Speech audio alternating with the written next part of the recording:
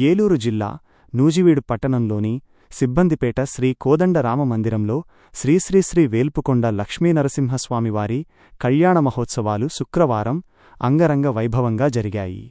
శ్రీ లక్ష్మీనరసింహస్వామివారి జయంతోత్సవాలను పురస్కరించుకుని ఆలయంలో ప్రత్యేక పూజా కార్యక్రమాలను నిర్వహించారు. స్వామివారి జయంతోత్సవాల సందర్భంగా భక్తులు అత్యంత భక్తిశ్రద్ధలతో నియమనిష్ఠలతో లక్ష్మీనరసింహ దీక్షలను ఆచరించారు. శుక్రవారం దీక్షాధారులు ఆలయంలో ఇరుముడులు స్వీకరించి స్వామివారికి సమర్పించారు. ఈ సందర్భంగా అర్చకులు ఆలయంలో ప్రత్యేక పూజలు, దివ్యహోమాలు, అర్చనలు మరియు అభిషేకాలను శాస్త్రోక్తంగా నిర్వహించారు. దీక్షాధారులు, స్థానిక భక్తులు పెద్ద సంఖ్యలో పాల్గొని స్వామివారిని దర్శించుకుని తీర్థప్రసాదాలు స్వీకరించారు.